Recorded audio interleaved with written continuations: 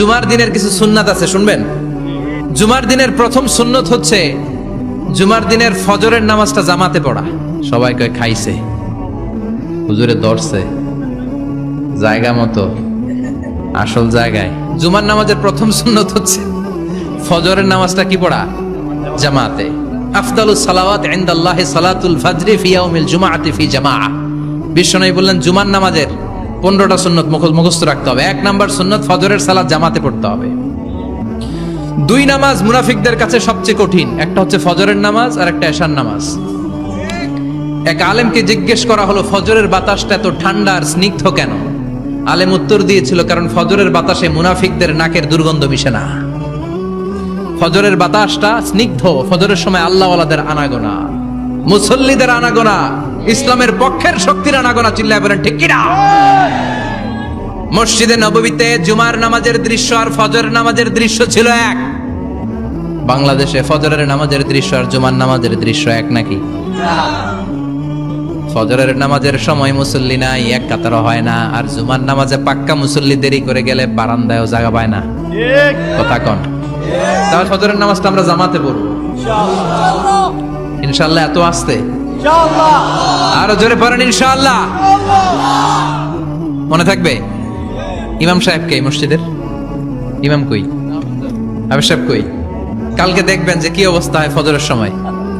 জুমার নামাজের মতো ভিড় হবে, আসা যাবে না। কথা কয় না? 2 নাম্বার সুন্নাহ হচ্ছে আসিওয়াক, মেসওয়াক করা। মাথরাতুন লিল ফাম মারদাতুন লিররাব। মেসওয়াক করলে দাঁত পরিষ্কার থাকে, আল্লাহ খুশি হয়ে যায়। বিশ্বনবী বলেছেন যদি আমার উম্মতের জন্য কষ্ট না হতো প্রত্যেক নামাজের আগে মেসওয়াক করা আমি ফরজ করে দিতাম। মেসওয়াক ছিল বিশ্বনবীর জীবনের শেষ আমল। এই মেসওয়াক করে বিশ্বনবী শেষ নিঃশ্বাস ত্যাগ করেছেন। আপনার নবী, আমার নবী, ওনার জীবনের সর্বশেষ আমল ছিল কি? সুবহানাল্লাহ কইবেন না? বিশ্বনবী জাইতুনের ডাল দিয়ে মেসওয়াক করতেন। বিশ্বনবী বলতেন নি'মা সিওয়াকিয়াজ জাইতুন ফাইন্নাহু সিওয়াকি ওয়া সিওয়াকুল আম্বিয়া মিন ক্বাবলি। জাইতুনের ডালের মেসওয়াক কতই না ভালো, কারণ এটা দিয়ে আমিও মেসওয়াক করি, আমার আগে সব নবীরাই জাইতুনের ডাল দিয়ে মেসওয়াক করেছে। সুবহানাল্লাহ। 3 নাম্বার হচ্ছে দুহুন, তেল মালিশ করবেন। বিশ্বনবী জাইতুনের তেল দাড়িতে, চুলে আর গায়ে দিতেন। বিশ্বনবী বলতেন ওয়াদাহিনু ফাইন্না ফিত তাদহিনে বারাকাত। তেল খাও, তেল দাও, তেল মালিশ করো, তেলের ভেতরে আল্লাহ বরকত ঢুকাইয়া দিছে। তেল দিবেন তো? 4 নম্বরে আত্তিব, জুমার দিনে সুগন্ধি লাগিয়ে যাওয়া সুন্নাত। লাগাবেন?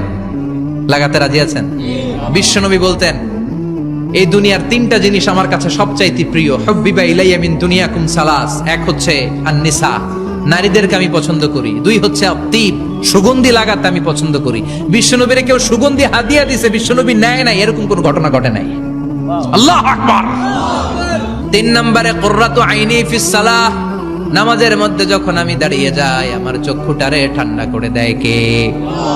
আবার বিশ্বনবী বলতেন আরবাউন মিন সুনানিল মুরসালিন। 4টা সুন্নাত সব নবীদের সুন্নাত। 1 নম্বরে আল হায়া মানে লজ্জা। আরেক বর্ণনা এসেছে আল খিতান মানে সুন্নাতে খাতনা, এটা সব নবীদের ছিল। আর সেওয়াক, সব নবীরা মেসওয়াক করেছেন। আত্তিব, সব নবীরা আতর লাগিয়েছেন। আর নিকাহ, সব নবীরা বিয়েও করেছেন। চিল্লায় পড়েন আল্লাহু আকবার। 5 নম্বর সুন্নাহ হলো আল লিবাস আহসানা সিয়াব, সুন্দর জামা পরা। নট নেসেসারি যে নতুন জামা হতে হবে, পুরাতন জামাও ধুয়ে আয়রন করে পরলে একটা সৌন্দর্য আছে না নাই? ইন্নাল্লাহা জামিল ওয়া ইউহিব্বুল জামাল। আল্লাহ নিজে সুন্দর, সৌন্দর্যকে আল্লাহ পছন্দ করেন। পৃথিবীতে সবচেয়ে সুন্দর কে?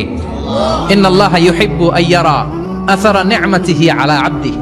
আল্লাহ তার বান্দার উপর তার নেয়ামতের ছিটেফোঁটা দেখতে চান। আপনি যদি ধনী হন, দামি জামা পরবেন, সুন্দর জামা পরবেন। অনেকে আছে অনেক ধনী, কিপটুসের মতো সিরা জামা পরে, আছে না নাই? আপনি ধনী মানুষ, আপনি সিরা জামা পরছেন কেন? আপনার যে সম্পদ আছে এটার বহিঃপ্রকাশ আল্লাহ দেখতে পছন্দ করে। আপনাকে যে আল্লাহ কি নাজ নেয়ামত দিয়েছে, অহংকার ছাড়া স্বাভাবিক বহিঃপ্রকাশটা আল্লাহ দেখতে পছন্দ করে। কোন সুবহানাল্লাহ। এরপরে 6 নাম্বার হলো ইকসারুস সালাহ আলান নবী, বিশ্বনবীর উপর বেশি বেশি দুরূদ পড়া। বিশ্বনবী বলতেন জুমার দিন শ্রেষ্ঠ দিন, এই দিন আমার উপর বেশি বেশি দুরূদ পড়ো। ফাইন্না সালাতাকুম মা'রুদাতুন আলাইয়া। কেননা তোমরা যে আমার উপর দুরূদ পড়ো, আমি মরে যাওয়ার পরে এই দুরূদগুলো কে পাঠিয়েছে তার নাম, তার বাবার নাম সহ ফেরেশতারা আমার কবরে দিয়ে আসে। সুবহানাল্লাহ। সাহাবারা বললেন ইয়া রাসূলুল্লাহ কাইফা সালাতুনা মা'রুদাতুন আলাইক। আপনি মরে যাওয়ার পরে আমাদের দুরূদ কেমন করে আপনি দেখবেন? ওয়াকাদ আরিমতা, আপনি তো পচে গলে মাটির সাথে মিশে যাবেন। বিশ্বনবী বলেন ইন্নাল্লাহা হাররামা আলাল আরদি আন তাকুলা আজসাদাল আম্বিয়া, নবীদের লাশকে খেয়ে ফেলা, নবীদের লাশকে পচিয়ে ফেলা জমিনের সব মাটির জন্য আল্লাহ হারাম করে দিয়েছে। নবীদের লাশ পচে না, নবীদের লাশ গলে না। যারাই বিশ্বনবীর উপর দুরূদ পড়বেন, আপনার নাম সহ, আপনার বাবার নাম সহ, মালাইকাতু সাইয়াহিন, একদল ফেরেশতা আছে শুধু রাউন্ড দেয় গোটা ওয়ার্ল্ডে। কারা বিশ্বনবীর উপর দুরূদ পড়েছে, এই দুরূদ নিয়ে, এই নাম নিয়ে বিশ্বনবীর কবরে তারা পৌঁছে দেয়। চিল্লায় পড়েন আল্লাহু আকবার। এরপরে বিশ্বনবী বলতেন জুমার দিনে সূরাতুল কাহাফ পড়বা, কাহাফ পড়া সুন্নাহ। সূরাতুল কাহাফ পড়তে রাজি আছেন? রাজি আছেন তো? 18 নম্বর সূরা, কোরআনের একেবারে মাঝখানের সূরা। আলহামদুলিল্লাহিল্লাযী আনজালা আলা আবদিহিল কিতাবা ওয়া লাম ইয়াজআল লাহু ইওয়াজা, এই আয়াত দিয়ে শুরু হয়েছে, শেষ করা হয়েছে ফামান কানা ইয়ারজু লিকা রাব্বিহি ফালইআমাল আমালান সালিহা ওয়া লা ইউশরিক বিইবাদাতি রাব্বিহি। আর মাঝখানে আছে ওয়ালিয়াতালাত্তাফ। হাফেজ সাহেবরা উত্তর দাও, মাঝখানে আছে কি? কথা কন। ওয়ালিয়াতালাত্তাফ একটা শব্দ আছে সূরা কাহাফের মাঝখানে। কোরআনের সব জায়গায় এক ফন্টে আয়াতগুলো লেখা, কিন্তু ওয়ালিয়াতালাত্তাফ মোটা করে লেখা আছে না? ডবল ফন্টে লেখা, মোটা, কারণ এটা কোরআনের একেবারে মাঝখানে অবস্থিত এই শব্দটা ওয়ালিয়াতালাত্তাফ। এর আগে যত শব্দ, এর পরে তত শব্দ, এর আগে যত কোরআনের অক্ষর, এর পরে তত অক্ষর। সুবহানাল্লাহ বাড়িতে গিয়া বিশ্বনবী বললেন সূরাতুল কাহাফ যে তেলাওয়াত করবে ইয়াকুনু লাহু নূর, এই সূরাতুল কাহাফ কিয়ামতের দিন তার সামনে বিশাল একটা আলো হয়ে আসবে। এই আলো দিয়ে পুলসিরাত পার হয়ে ওই বান্দা জান্নাতের ভেতরে ঢুকে যাবে।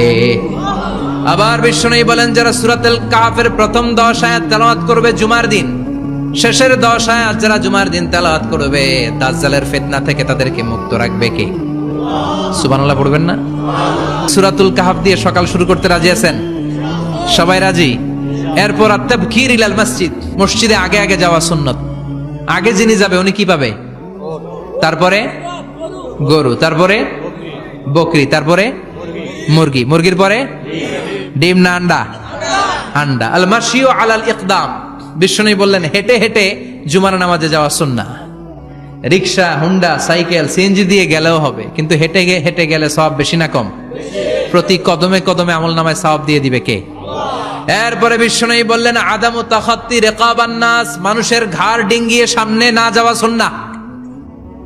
অনেকে জুমার দিন আসে সবার শেষে বসতে চায় সামনে, এরকম ডাকাইত আছে না নাই?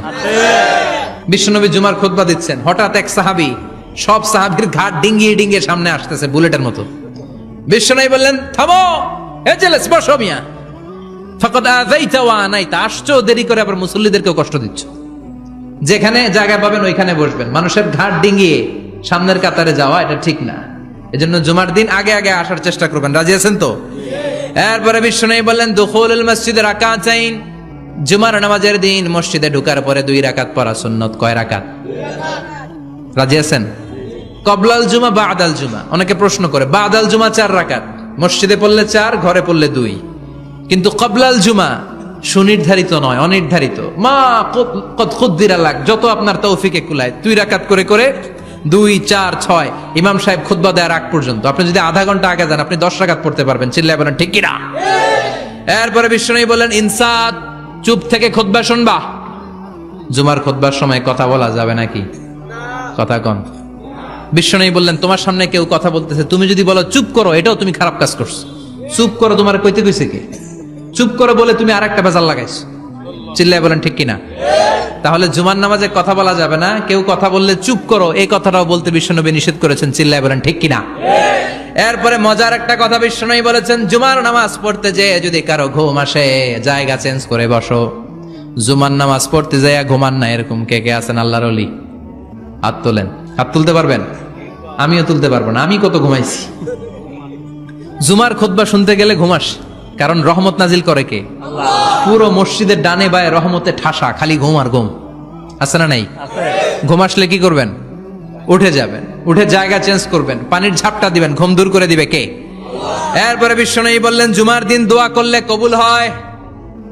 এমন একটা সময় আছে জুমার দিনে, ওই সময়ে যদি বান্দা আল্লাহর কাছে কিছু চায়, সেটা না দিয়ে খালি হাতে আল্লাহ বান্দারে ফিরাইয়া দেয় না। সেটা কখন? অনেক ইখতিলাফ আছে, বেশিরভাগ মুহাদ্দিসিন বলেছেন জুমার দিন আসরের নামাজের পর থেকে মাগরিবের আগ পর্যন্ত, বিশেষ করে মাগরিবের আগের আধা ঘন্টা, এই সময় আল্লাহর কাছে বান্দা যদি কিছু চায়, এই দোয়া আল্লাহ ফিরিয়ে দেয় না। এই 15টা সুন্নাত আমল করা যাবে তো? সবাই রাজি? জুমার খুতবা মনোযোগ দিয়ে শুনবো তো? আগে আগে আসবো তো? দোকানপাট বন্ধ করে জুমার নামাজের ভাবমূর্তি রক্ষা করবো তো? খতিব সাহেব যারা আছেন, জুমার আলোচনাটাকে আরো কনস্ট্রাকটিভ ওয়েতে নেন। সব বন্ধ হবে, জুমা বন্ধ হবে। তাফসির মাহফিলে 144 ধারা আছে না নাই? জুমার মাহফিলে আছে? জুমার দিন 144 জারি করছে ওই মসজিদের জুমায়, কোনদিন শুনছেন? এই জন্য জুমাটাকে আমাদেরকে কাজে লাগাতে হবে। আল্লাহ তুমি তৌফিক দাও। আর জোরে পড়েন আমিন। সুবহানাকাল্লাহুম্মা বিহামদিকা আশহাদু আল্লা ইলাহা ইল্লা আনতা আস্তাগফিরুকা ওয়া আতুবু ইলাইক।